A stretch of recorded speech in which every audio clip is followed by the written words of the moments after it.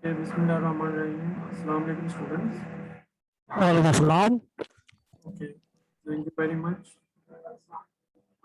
Now we start our today's session. In last few sessions, let me go through a revision of what we have done अब तक जो हम कर चुके हैं उसका एक छोटा सा रिवीजन कर लेते हैं। उसके बाद फिर आज का टॉपिक स्टार्ट करेंगे। तो हमने जो है वो सेमीकंडक्टर मटेरियल से स्टार्ट किया था और हमने ये जाना था कि सेमीकंडक्टर मटेरियल जो है इसमें प्योर मटेरियल होता है और इसी तरीके से एक डोपिंग प्रोसेस होता है। डोपिंग प्रोसेस के बाद हमारे पास जो है जो सेमीकंडक्टर मटेरियल है उसके अंदर हमें चार्ज कैरियर्स जो है वो मिलते हैं। Okay, after doping process we get material which is then called extrinsic material.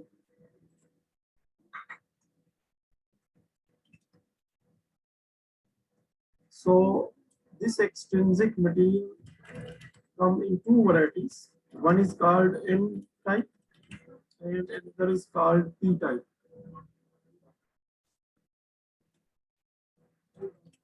N type जो है वो नेगेटिवली चार्ज पार्टिकल्स या इलेक्ट्रॉन्स जो हैं उनके एक्सेस को शो करता है, जबकि जो पी टाइप मटेरियल है वो एब्सेंस ऑफ इलेक्ट्रॉन्स या जिनको हम पॉजिटिव चार्ज कैरियर्स कहते हैं।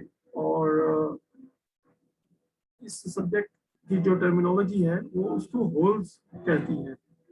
इसका मतलब ये हुआ कि we are talking about the charge carriers which is due to the electrons and due to the holes are the positively charged carriers.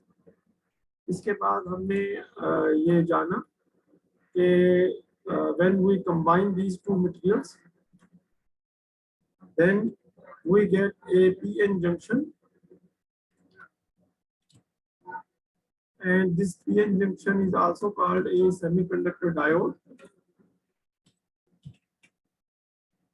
and that diode when made from silicon, अगर हम इसको सिलिकॉन से बनाते हैं,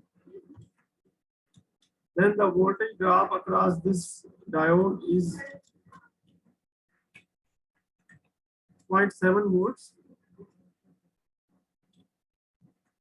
Similarly, if it is made from germanium, then the potential drop across this diode is 0.3 volts. तो बाकी जितने भी LEDs हैं जो कि खुद भी डायोड हैं, उनका जो जब भी उनका जिक्र आएगा तो उनके जो पोटेंशियल डिफरेंस है उनका दिया जाएगा कि इनके अक्रॉस इतना पोटेंशियल डिफरेंस जो है वो डेवलप होगा। लेकिन LEDs जो है जो कि डायोड की एक ऐसी फॉर्म है जो लाइट एमिटिंग डायोड है, इसका जो वोल्टेज अक्रॉस इसके ड्रॉप होते हैं वो 1.5 वोल्ट या इससे आसपास होते हैं, कम या ज्यादा होते हैं। ये चीजें हमने सेमीकंडक्टर मटेरियल में स्टडी की। उसके बाद हम नेक्स्ट स्टेज में आ गए। नेक्स्ट स्टेज में आके हमने जो डायोड की एप्लीकेशंस हैं उनको स्टार्ट किया, और डायोड की एप्लीकेशंस में हमने सीरीज, यहाँ इस तरफ मैं लिखना चाहूंगा, एक मिनट एक लाइन ड्रॉ कर लेते हैं। इसमें हमने जो है वो सीरीज सर्किट्स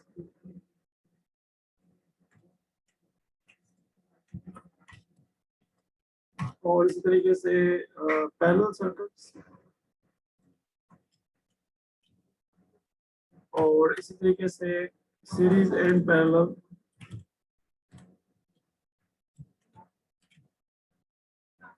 सर्किट्स देखे। इसके अलावा एक चीज जो मैं ज़हन से भूल गई थी उसमें यहाँ लिख देता हूँ। इसके अलावा हमने characteristic curves,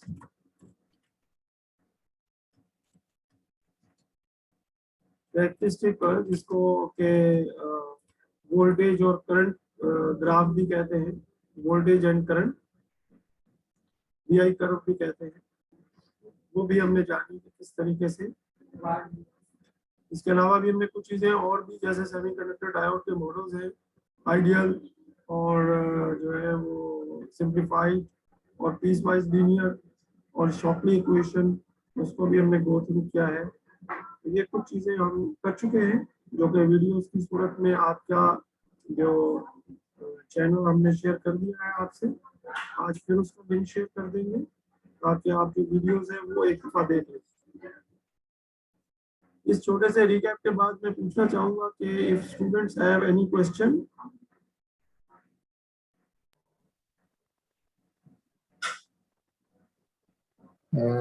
Students, if you have any question, you can post your question so that we can ask reply or response to that later. So what about germanium? Germanium material की जो डिटेल्स हैं वो भी किताब के अंदर मौजूद है। हम सिर्फ चूंकि सिलिकॉन का रिलेवेंट है इस सर्किट के साथ, जिसको अभी हम सॉल्व करने जा रहे हैं, लिहाजा हमने सिलिकॉन की बात की है। तो जैसे ही आपको कोई डायोड दिया जाएगा तो उस डायोड के बारे में आपको जो है वो बताया जाएगा कि ये जो डायोड है इसके क्या वोल्टेज इसके अक्रॉस ड्रॉप होते हैं। किताब में कुछ एग्जांपल हम कर चुके हैं, जैसे रेड एलईडी है और ग्रीन एलईडी है, तो उनके अक्रॉस जो वोल्टेज ड्रॉप होते हैं वो मुख्तलिफ जो प्रॉब्लम्स हैं उनके अंदर आ चुके हैं। तो दिस सर्किट जिसकी आज हम बात करेंगे और आज जो सेशन है हम जहाँ से स्टार्ट कर रहे हैं, ये एग्जांपल 2.13 है।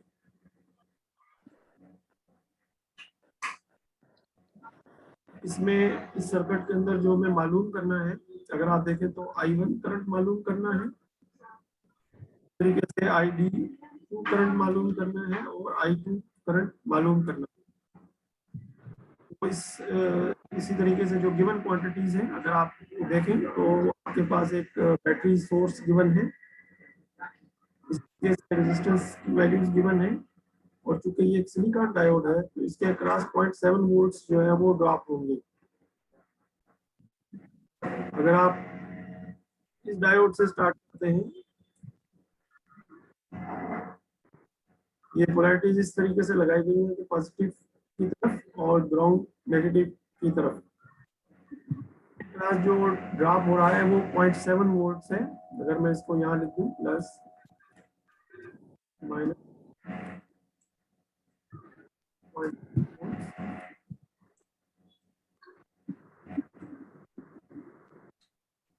तो जब ये सर्किट ऑन हो जाएगा 0.7 वोल्ट इसके अक्रॉस ड्रॉप होगा, और यही 0.7 वोल्ट जो है इन दो टर्मिनल्स के वो डेवलप होगा। जब ये वोल्टेज टर्मिनल्स के अक्रॉस डेवलप होगा तो ये रेजिस्टेंस R1 इस डायोड के साथ पैरेलल में है। पैरेलल में होने की वजह से इस डायोड के अक्रॉस 0.7 वोल्ट जो है वो ड्रॉप होगा, और इसकी मदद से हम I1 की वैल्यू जो है वो मालूम कर पाएंगे। ओम्स लॉ यूज करते हुए V इक्वल, तो हम वोल्टेज जो ड्रॉप होगा R1 के across divided by the resistance R1, simple ohm law की एप्लीकेशन है। अब हम इसमें वैल्यूज रखेंगे और वैल्यूज रखने के बाद हमारे पास 0.7 वोल्ट्स और इसी तरीके से डिवाइडेड बाय 3.38।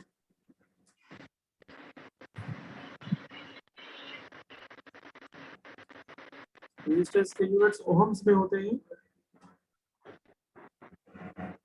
अब हम कैलकुलेटर की मदद से ये आंसर लेंगे तो हमारे पास I1 की जो वैल्यू है मालूम हो जाएगी। इस तरीके से फिर दूसरे सर्किट की तरफ आएंगे, क्योंकि ये तो राइट साइड का पार्ट हमने किया है। अब इस आएंगे, चलो ठीक है।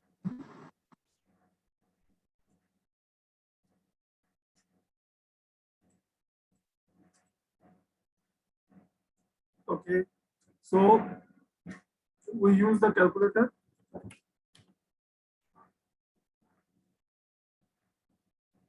So 0.7 divided by 3.3, तो ये हमारे पास जो वैल्यू आ रही है 0.2 आ रही है 0.21। इसका मतलब ये हुआ कि हम यहाँ लिख सकते हैं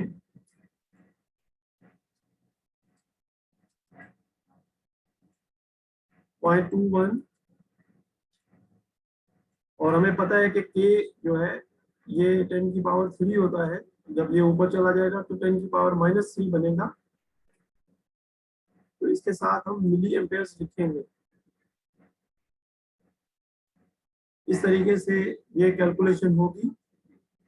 इसमें हमें यूनिट्स का भी ख्याल रखना पड़ेगा, और जो डायोड्स होते हैं ये आमतौर पे या सेमीकंडक्टर डिवाइसेस हैं, इनका जो करंट का स्टैंडर्ड है वो मिली एम्पेयर्स में या माइक्रो एम्पेयर्स में होता है। जब हमारे पास I1 की वैल्यू आ जाएगी तो अब हम जो है वो I2 की तरफ बढ़ते हैं। I2 की वैल्यू मालूम करने के लिए अगर हमें इस रेजिस्टेंस R2 के अक्रॉस पोटेंशियल डिफरेंस पता चल जाए तो ये हम आसानी से कैलकुलेट कर सकते हैं। ओके, इसको कैलकुलेट करने के लिए हम इस डायोड के अक्रॉस जो है वो 0.7 वोल्ट ड्रॉप होगा।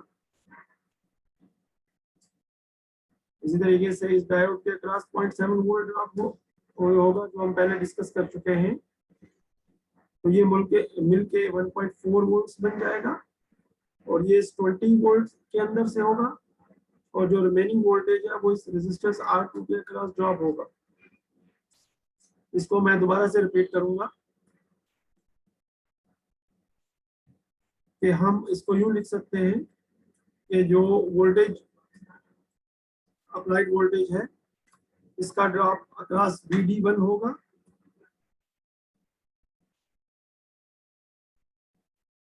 इसका ड्रॉप जो है वो अक्रॉस VD2 होगा,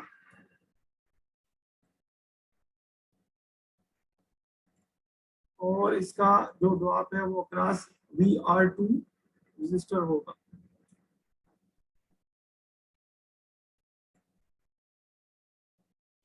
यहाँ जब हम वैल्यूज प्लेस करेंगे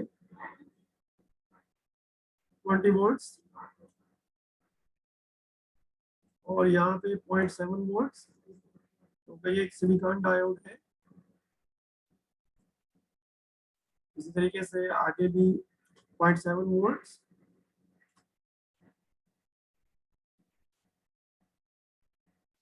प्लस VR2।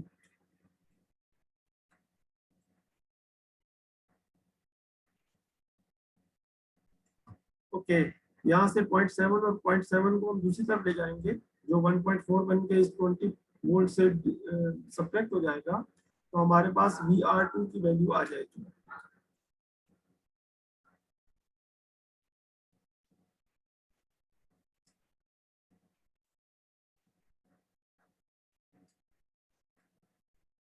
$18.6 वोल्ट्स। 20 में से जब हम 1.4 वोल्ट्स माइनस करेंगे तो हमारे पास 18.6 वोल्ट्स आ जाएगा। यहाँ से हम I2 की वैल्यू निकाल सकते हैं। I2 की वैल्यू निकालने के लिए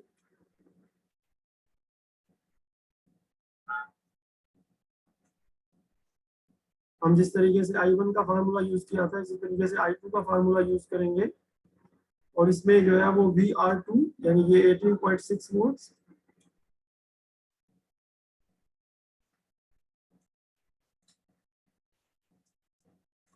डिवाइडेड बाय 5.6 के ओहम्स।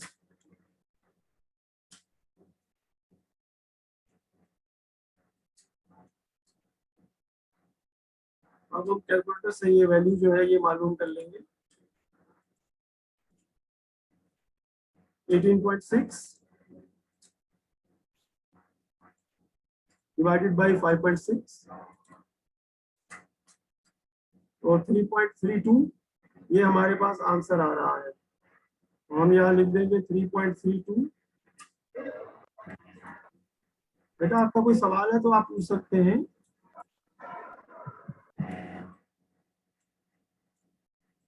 बेटा आपका कोई सवाल है तो आप पूछ सकते हैं। अपना माइक दोबारा बार बार ऑन या ऑफ नहीं करें, ठीक है।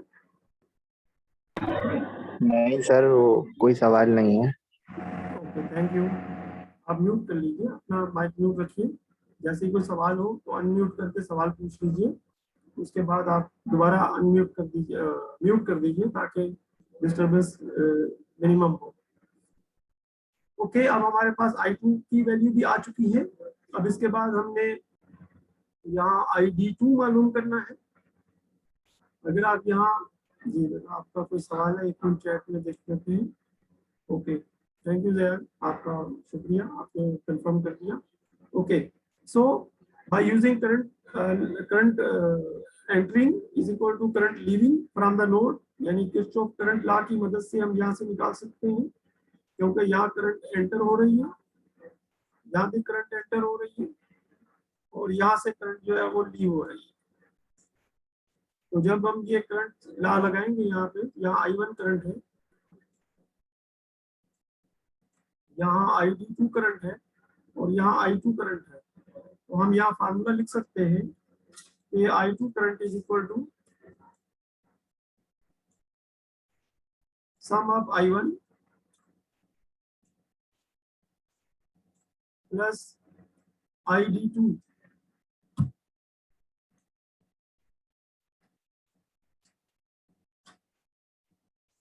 अब यहाँ से हम ID2 की वैल्यू निकाल सकते हैं, I2 माइनस I1, और I1 हमारे पास 0.21 है, और I2 जो है वो हमारे पास 3.32 है। जब हम इनको सब्ट्रैक्ट करेंगे तो हमारे पास जो ID2 की वैल्यू आएगी वो इक्वल होगी 3. जब हम इसमें से 2 निकाल देंगे तो 3.11 बच जाएगा, 3.11 मिली एम्पेयर्स।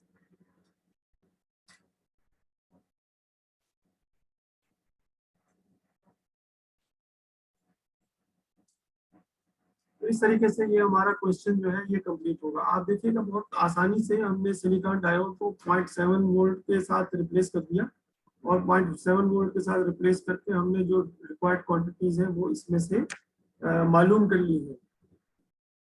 यहाँ बेटा आपका कोई सवाल है?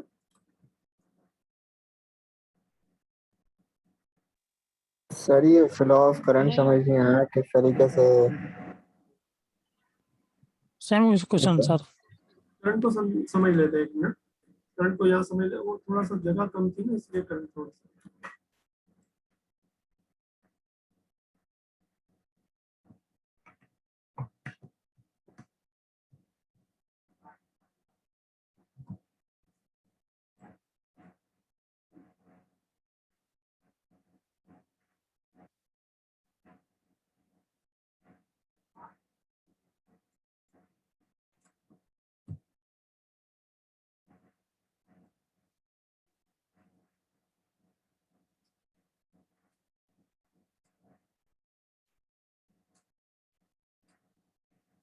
थोड़ी स्पेस बना लूं मैं, ताकि यहाँ जो है फिर हम इसको वर्कआउट कर ले दोबारा से।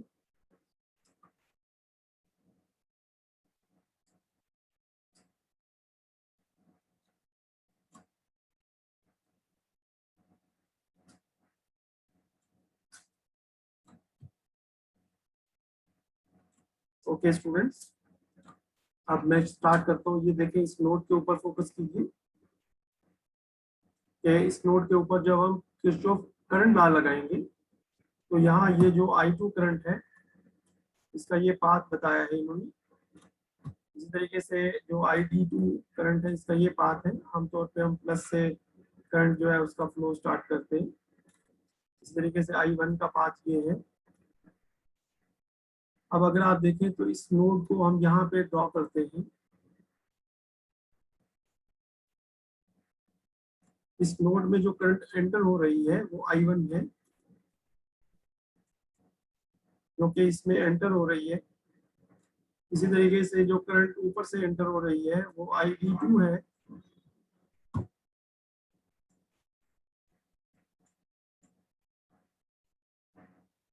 और जो करंट यहाँ से लीव हो रही है वो I2 है। तो किरचॉफ करंट लॉ ये कहता है कि current entering is equal to current leaving. तो इसका मतलब ये हुआ कि हम यहाँ लिख सकते हैं कि I2 is equal to the sum of these two currents I1 plus ID2, और हमने ID2 मालूम करना है और I1 और I2 हम मालूम कर चुके हैं। तो ID2 जो है वो इक्वल होगा I2 माइनस I1 के।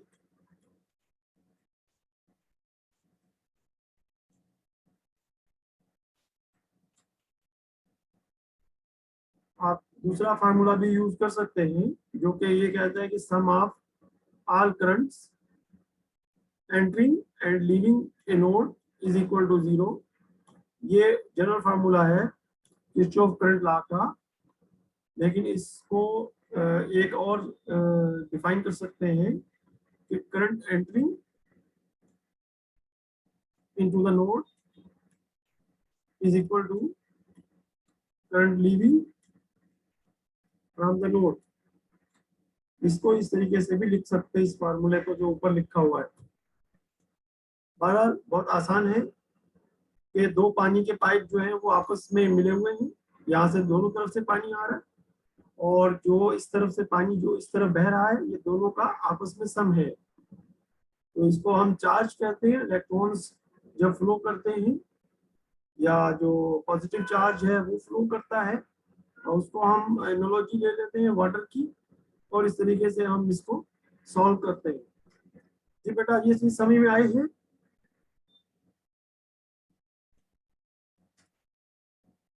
कंफर्म कर दीजिए, आपकी चीज समझ में आ गया है ये? जी सर, आ गई है। Thank you so much. ये आपके पास रिकॉर्डिंग में भी चला गया है, और ये रिकॉर्डिंग आपको जब अवेलेबल होगी आप इसको और अच्छे अंदाज में कर सकते हैं। अब हम किताब से देखते हैं किताब में इसको कैसे किया है, क्योंकि ये भी इम्पोर्टेंट चीज है कि जो जी जयान, आपका कोई सवाल है पूछे आप। सर, यहाँ पे जब हम करंट की बात कर रहे होते हैं तो वहाँ पे केसीएल एप्लीकेबल होता है या केवीएल? देखिए, वोल्टेज लॉ भी यूज किया जा सकता है, लेकिन असल में ये दोनों चीजें एक ही है। अगर आप देखें, मैं थोड़ा सा, आपका सवाल अच्छा है इसलिए आपको मैं बता रहा हूँ। देखिए, जब आप लिखते हैं करंट इज इक्वल टू 0, तो आर तो एक कांस्टेंट वैल्यू है। अगर आप आर से मल्टीप्लाई कर दें और जो है वो इसको यूं लिख दें कि सम ऑफ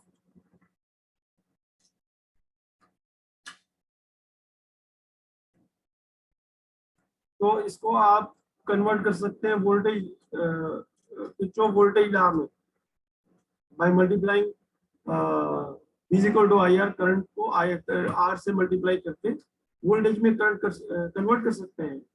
ये बात तो एक ही है, किरचॉफ वोल्टेज लॉ और किरचॉफ करंट लॉ दोनों एक ही चीजें हैं। लेकिन जब हम उनकी फिजिकल, ये तो मैथमेटिकल उनकी इंटरप्रिटेशन है, लेकिन जब हम उनको फिजिकली इंप्लीमेंट करते हैं, तो जब फिजिकली इंप्लीमेंट करते हैं तो फिर हम उसको वोल्टेज ड्रॉप और करंट के कॉन्टेक्स्ट में लेते हैं।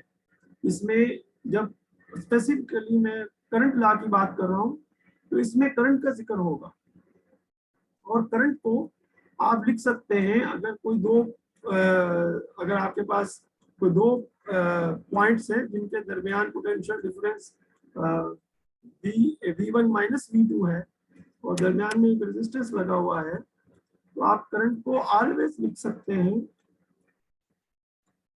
V1 minus V2 divided by R।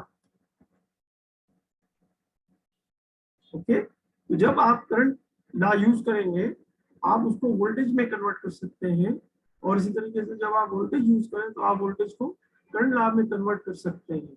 यहाँ पे हम किरचॉफ करंट लॉ का यूज करेंगे, क्योंकि एक नोड के ऊपर जो है वो सिंगल नोड के ऊपर पोटेंशियल डिफरेंस की बात नहीं हो सकती।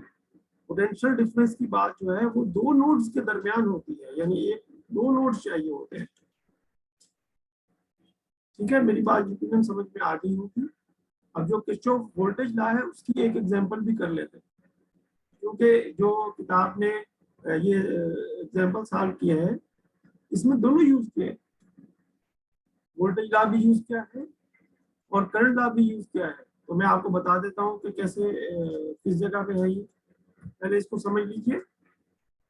इस सर्किट को रीड्रॉ किया है सो दैट जो है वो करंट की डायरेक्शंस और वोल्टेज की पोलैरिटीज ये शो कर दी है, और रेजिस्टेंस को उसके पैरेलल शो किया है ताकि हमें आसानी से समझ में आ जाए कि जो पोटेंशियल डिफरेंस यहाँ ड्रॉप होगा वो प्राइमरली जो इस डायोड के अक्रॉस है वही इस रेजिस्टेंस के अक्रॉस भी है। अब हम देखते हैं कि किताब ने इसको कैसे सॉल्व किया है। सबसे पहले करंट मालूम किया I1 जो हमने अभी 0.21 मिली एम्पेयर मालूम किया था। इसके बाद इसने किरचॉफ वोल्टेज लॉ को अप्लाई किया है। देखें ये किरचॉफ वोल्टेज लॉ है। जब किरचॉफ वोल्टेज लॉ को आप अप्लाई करते हैं तो किरचॉफ वोल्टेज लॉ तो असल में ये है कि sum of all voltages that drop inside a loop are equal to 0, यानी एक लूप है, लूप में कुछ भी इलेक्ट्रिकल एलिमेंट हो सकते हैं और उन इलेक्ट्रिकल एलिमेंट के अक्रॉस जो भी पोटेंशियल डिफरेंस ड्रॉप होगा उस सब का अगर सम ले लीजिए तो उस सब का सम जो है वो इक्वल टू 0 होगा। तो कहीं से स्टार्ट करेंगे तो पोलैरिटी लगाएंगे according to the voltage source, और उसके बाद जो है वो इसके अक्रॉस चलते चलते वोल्टेज मेजर करते जाएंगे और फाइनली उसको 0 करते। तो ये किरचॉफ वोल्टेज लॉ की इम्प्लीमेंटेशन है। और जब हमने इसको कैसे इम्प्लीमेंट किया, हमने इस तरीके से इम्प्लीमेंट किया कि जो वोल्टेज ड्रॉप है that is equal to the drop of voltage, ये अगर वोल्टेज सोर्स है that voltage source is drop across this element and this element, तीनों के अक्रॉस ड्रॉप होगा। तो ये जो है ये equal to voltage across diode 1, voltage across diode 2 and voltage across resistance 2। तो इस फार्मूले को इस तरीके से भी लिख सकते हैं जो कि एक स्टैंडर्ड वे है इस सवालात को करने के लिए। जो मैं आपको बता रहा हूँ वो इसी फार्मूले का एक शेप है जो उसने यहाँ नीचे लिखा है। सॉरी यहाँ इसने नहीं लिखा है, लेकिन मैं आपको इसको जो पहले स्लाइड थी उसमें इसको मैं लिख के दिया है कि ये कैसे जो है वो होगा। उम्मीद है ये चीज समझ में आ गई होगी। इसके बाद करंट I2 मालूम किया है उसी तरीके से जिस तरीके से हमने 3.32 मिली एम्पीयर मालूम किया था। फिर जो नोड ए का जिक्र क्या है और उस नोड के ऊपर बताएं कि जो करंट लीविंग और करंट एंटरिंग जो है वो इक्वल है, या उसने ये नहीं बताया कि ये यहाँ पे किरचॉफ करंट लॉ लगा रहा है। और उसके बाद वैल्यूज पुट करने के बाद फाइनली एक आंसर जो है जो अभी हमने भी मालूम किया था वो इसमें निकाला। उम्मीद है ये चीज आप लोगों की बेटा समझ में आ गई होगी। काइंडली कंफर्म कर दीजिए।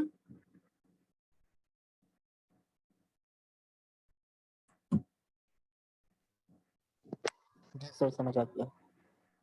Okay, beta, thank you very much. Okay, part of our job is to, because we are the future engineers, we should know a tool that primarily implement the same system inside a software, and then we run the simulation and we find the values so that we can match our answer with this problem. और एक दफा हम ये चीज समझ जाएंगे तो फिर हम कोई भी हमें अगर सवाल दिया जाए जैसे किताब में से या कहीं से भी जिसमें रेजिस्टेंस की वैल्यूज डिफरेंट हो, डायोड के पैरामीटर्स डिफरेंट हो, वोल्टेज सोर्स डिफरेंट हो, तो हम उसको करने के काबिल हो सकते हैं। इसके लिए हम एक सॉफ्टवेयर यूज करेंगे जो लास्ट में हमने, ये सॉफ्टवेयर जरूरी नहीं है कि आप भी यूज करें, लेकिन मैं चाहूंगा कि आप इस सॉफ्टवेयर को सीखें। ये एक अच्छा सॉफ्टवेयर है।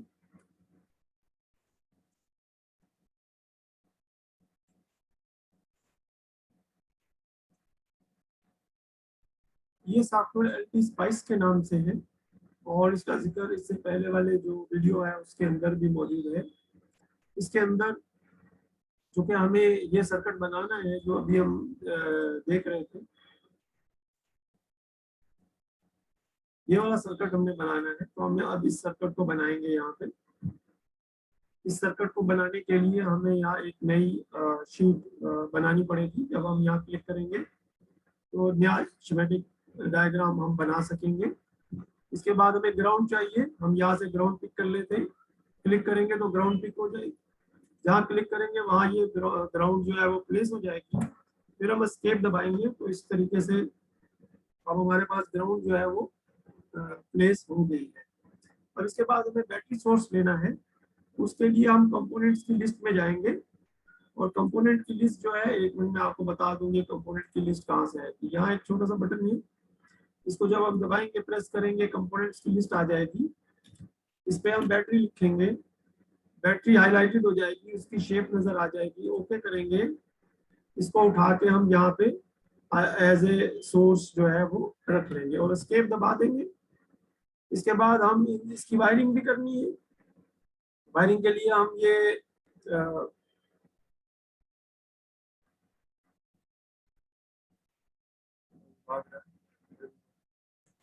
वायरिंग के लिए हम क्लिक करेंगे वायर के ऊपर जो एक पेंसिल के निशान है। इसके बाद हम इस क्रॉस को लेके जाएंगे, जिस पॉइंट को हमने मिलाना है। माउस के जो मूवमेंट है यानी माउस के क्लिक से हम उसको मिला देंगे। तो इसका नेगेटिव टर्मिनल जो है वो ग्राउंड के साथ मिल चुका है। इसके बाद हमने डायोड को पिक करना है। डायोड का भी यहाँ पे एक सिंबल मौजूद है, इसको जब हम लेके आएंगे तो डायोड अब हमारे पास है। इसको रोटेट करवाने के लिए आपको कंट्रोल का की प्रेस करके आर प्रेस करना पड़ेगा, इससे आप डायोड को रोटेट करवा सकेंगे।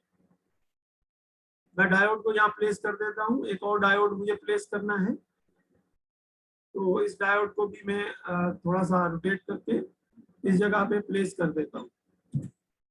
इस तरीके से मेरे पास जो है ये डायग्राम जो है ये बननी शुरू हो गई है। अब मुझे इसमें 2 रेजिस्टेंस ऐड करने हैं। इसके बाद मैं रेजिस्टेंस में जाता हूँ, पहला रेजिस्टेंस मैं ऐड करता हूँ, क्योंकि मुझे इस तरफ ऐड करना चाहिए क्योंकि ये R1 है। दूसरा रेजिस्टेंस मुझे यहाँ ऐड करना है। ओके, अब मुझे इनको कनेक्शन देने हैं और उसके बाद मुझे इनको जो है वो वैल्यूज देनी है जो इस सर्किट के अंदर मौजूद है। तो मैं सबसे पहले वायर की मदद से इनको आपस में मिला लेता हूँ।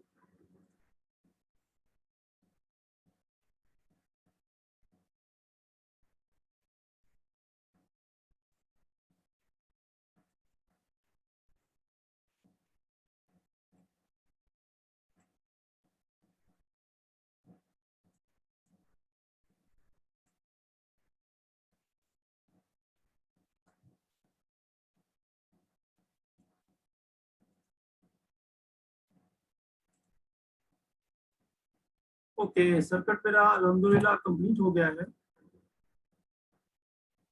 और अब इस सर्किट के ऊपर मुझे उन वैल्यूज को स्पेसिफाई करना है। मैं इसको सेव भी कर लेता हूँ और अब मुझे इसके ऊपर क्लिक करना है। और क्लिक करने के बाद मुझे डीसी की वैल्यू देनी है 20 वोल्ट्स। मैंने ओके कर दिया, 20 वोल्ट्स यहाँ लिखा हुआ आ गया है। डायोड के ऊपर चला जाऊंगा मैं, डायोड के मुझे कुछ चेंज करने की जरूरत नहीं है। इसी तरीके से रेजिस्टेंस 2 पे आ जाऊंगा मैं। अब मुझे देखना है कि रेजिस्टेंस 2 की वैल्यू क्या है। रेजिस्टेंस 1 की 3.3, तो मैंने यहाँ 3.3 के लिख दिया,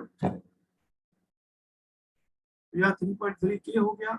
इसके बाद दूसरी रेजिस्टेंस जो है उसकी वैल्यू 5.6 है, तो मैं यहाँ जाऊंगा और इस वैल्यू में 5.6 के लिख दूंगा। Okay, my circuit is now ready, I just need to simulate it. इसको मैं सिमुलेट कर दूंगा।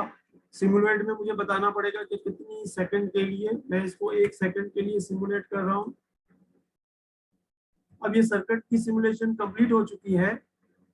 अब मैं इस सर्किट के जो मुख्तलिफ वोल्टेजेस और करंट्स हैं उनके बारे में जान सकता हूँ। इससे पहले मैं इसको अरेंज कर लेता हूँ थोड़ा सा। थोड़ा सा मैंने इसको अरेंज कर लिया है अपनी स्क्रीन के ऊपर। इसमें मैं बहुत सारे और भी सर्किट जो है वो बना सकता हूँ। अब सबसे पहले मैं यहाँ ले जाके इस डायोड के ऊपर, क्योंकि वोल्टेज मालूम करना है मैंने, तो इस पॉइंट के ऊपर ये जिस जगह पे मैंने रखा है इस पॉइंट पे मैंने क्लिक किया। आप देखिए यहाँ पे जो है वो एक लाइन जो है इसने ड्रा कर दी है, जो कि 19.312 वोल्ट से लेके 19.316 वोल्ट के दरमियान है। अगर मैं इस पे क्लिक करूंगा तो ये exact value of the voltage यहाँ पे शो कर देगा, जो कि 19.3 वोल्ट्स है। इसी तरीके से मैं ये मालूम करना चाहूँ कि इस पॉइंट के ऊपर, ये जो नीचे पॉइंट है, इस पॉइंट के ऊपर क्या वोल्ट है, तो मैं यहाँ एक क्लिक कर दूंगा। क्लिक करने के बाद इस पॉइंट की डिटेल जो है वो मुझे यहाँ पे नजर आ जाएगी कि इस पॉइंट के ऊपर जो है वो क्या जो है वो वोल्टेज है। यहाँ से अगर मैं देखूँ तो मुझे नजर आ रहा है 18.6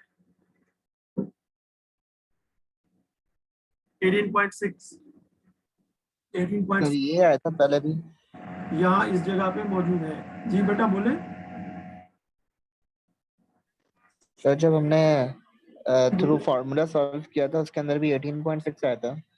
जी बेटा ये इसका पर्पज ही यही है। अच्छा करंट भी मालूम कर ले। करंट के लिए हमें डायोड को क्लिक करना पड़ेगा। जब हम डायोड को क्लिक करेंगे तो राइट साइड पे हमें करंट का जो वो है लेबलिंग है वो शुरू हो जाएगी। डायोड 1 पे भी क्लिक कर लेते हैं तो अब हमारे पास ये एनालिसिस कंप्लीट हो गया है, जिसमें तमाम वोल्टेजेस और तमाम करंट्स जो है वो मौजूद है। हम इसको थोड़ा बड़ा कर लेते हैं ताकि ये हमें अच्छे अंदाज में नजर आ जाए, और उसके बाद अब हम इसको जूम भी कर सकते हैं और एक एक पैरामीटर के ऊपर जाके उस पर जो वैल्यूज आई हैं वो हम देख सकते हैं कि वो क्या वैल्यूज है। जैसे करंट की वैल्यू 3.11 हमने निकाली थी, ये इसके अंदर शो कर रहा है, और 3.32 निकाली थी, ये इसके अंदर शो कर रहा है। तो बेटा इस तरीके से हम सिमुलेट करते हैं। मैं किसी भी सर्किट को, इस सर्किट को मैं सेव करना चाहूंगा।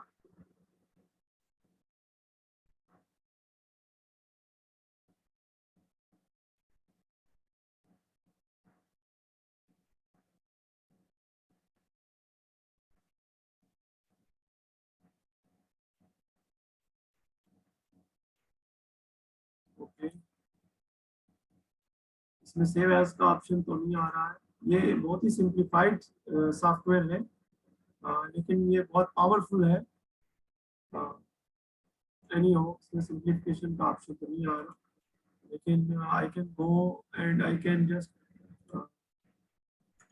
make a copy of the draft 3 and make it the name chapter 2 and example। ये एग्जाम्पल कौन सी है जो हम कर रहे हैं, 2.13।